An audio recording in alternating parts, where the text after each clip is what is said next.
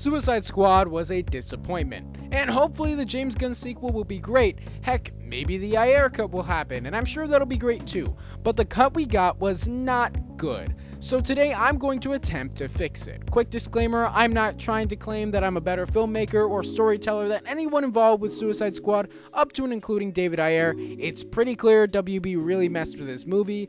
Also, he's written and or directed 15 feature films. I've done 0. So yeah, this isn't me saying anyone's a bad filmmaker. I'm just acknowledging and trying to fix some problems with the movie and add a bit of my own spin to it. It's honestly more of a writing exercise than anything. So, what goes into fixing Suicide Squad? Well, I'm going to bring a little bit of comic accuracy, make it feel more like it's a part of the greater DC Extended Universe story, mingle with the story a little bit, and also work with the characters. This includes changing around the roster a little bit. I think this movie has too many characters, and here's why. If you're making a Suicide Squad movie where Task Force X has been around for a long time, which I guess is what James Gunn is doing, you can have as many characters as you want, really, because the only reasoning you have to give for each team member being on the team is that they have skills that could be even remotely useful. But if you're making a Suicide Squad movie where the team is forming for the first time, it's important that you explain specifically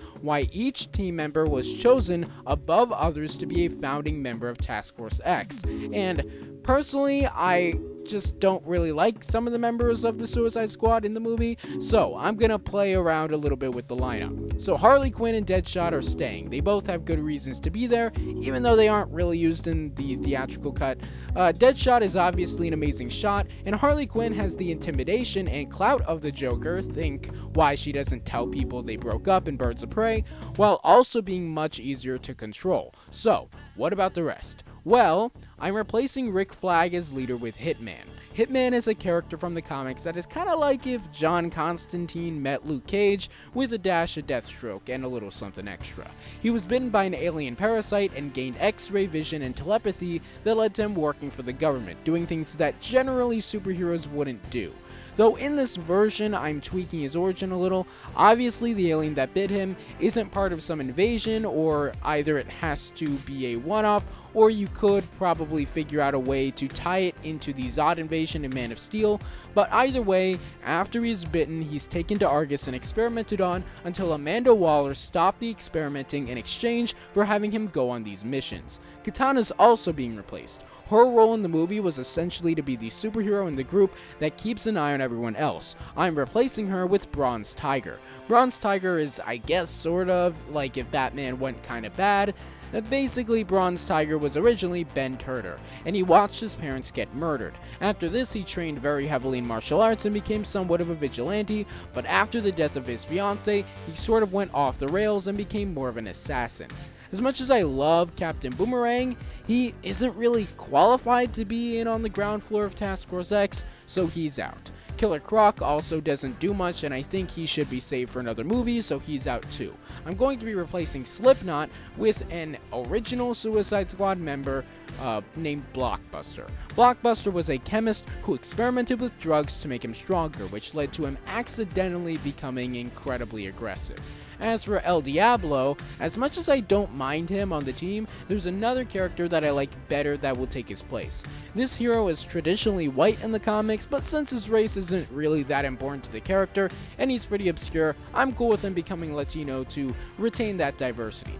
I'm replacing him with a character called Friendly Fire. He has the ability to shoot blasts of fiery energy from his hands, though there's a catch that I'll get to and some really cool backstory.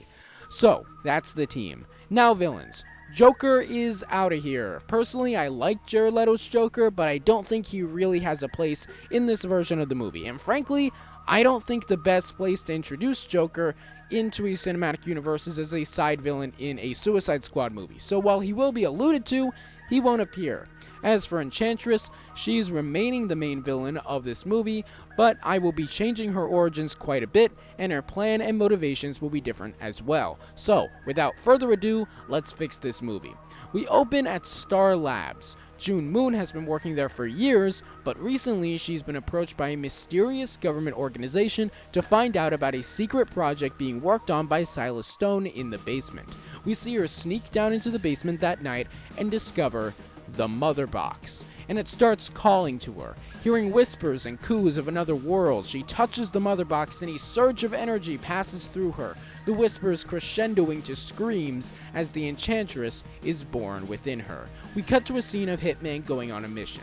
Ideally, this is something that connects to the greater story, at least on a metaphorical level, but I really don't have the time, honestly, to come up with that. So, let's say he's there to steal technology from a company, say Palmer Tech if we want to throw in a reference, so that Argus can use it. Once he's done, he comes face to face with Amanda Waller. Waller explains to Hitman, whose alter ego by the way is Tommy Monahan, that for the past few years the Hitman program has been a success, and she wants to expand the project. Form a team. Back during World War II, the government took a group of specially skilled criminals and formed a team called Task Force X to go on missions to help the free world in a fight against the Nazis. She wants to revive the program with Monahan as their leader to keep them in line. So, Tommy agrees, but notes that they need to make sure they only get the cream of the crop for the team. Otherwise, they might as well be on a Suicide Squad. Show title, obviously. So, after the title, Waller starts introducing each member of the task force. Harley Quinn, sidekick to the Joker. She was recently taken in during a failed attempt by Batman to arrest the Joker. Bronze Tiger, an assassin that was recently sniffed out of hiding by Argus thanks to some help by one King Faraday. Blockbuster, a brute that was turned in by his own brother out of fear in return for not being sent to prison.